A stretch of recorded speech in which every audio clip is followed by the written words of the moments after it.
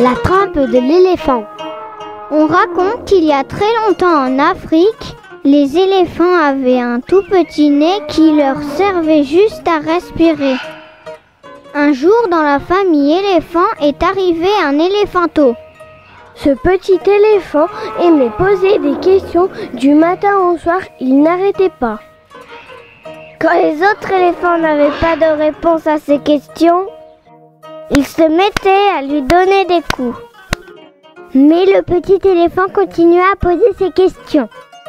Un jour, il alla trouver son oncle hippopotame. « Dis-moi, oncle hippopotame, pourquoi tu as deux yeux si rouges ?» L'hippopotame le fixa avec ses deux yeux rouges. Le petit éléphant s'enfuit. Il alla trouver sa tante la girafe. « Dis-moi, tante girafe, pourquoi tu as un cou si long ?»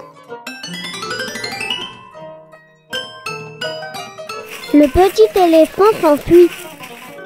Il alla trouver l'oncle babouin. « Dis-moi, oncle babouin, pourquoi tu as autant de poils sur le corps ?»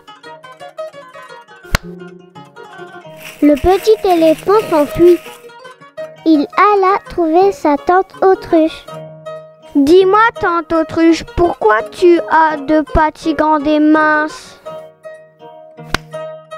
Le petit éléphant s'enfuit.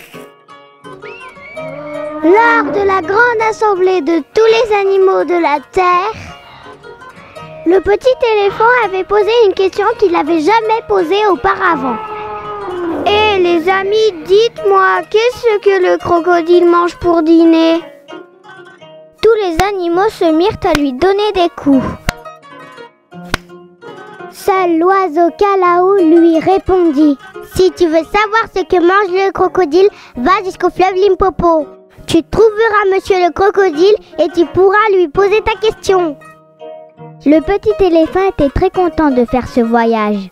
Dimba, dimba, dimpoto, poto. Il arriva au fleuve Limpopo. Mais je ne vois pas de crocodile. Pas de crocodile. Toujours pas de crocodile. Il faut que je m'arrête. J'ai du mal à respirer. Voilà, crocodile. Excusez-moi, monsieur le crocodile. Je ne voulais pas vous déranger. Je voulais juste vous poser une question. Qu'est-ce que tu veux savoir? Je veux savoir ce que le crocodile mange pour dîner. Approche ta tête. Je vais te le dire à l'oreille. Le petit nez s'allongea, et le crocodile continuait à tirer. Alors l'éléphanteau pensa très fort à sa famille et jeta le crocodile hors de l'eau. Je ne veux pas de cette trompe. Je veux retrouver le petit nez de tous les éléphants. Triste, il est resté au bord de l'eau plusieurs jours, sans boire ni manger. Un matin, un moustique arriva, sans même savoir ce qu'il faisait. Pac! Et il pourra se défendre avec cette trompe. Il avait faim aussi, sans même savoir ce qu'il faisait.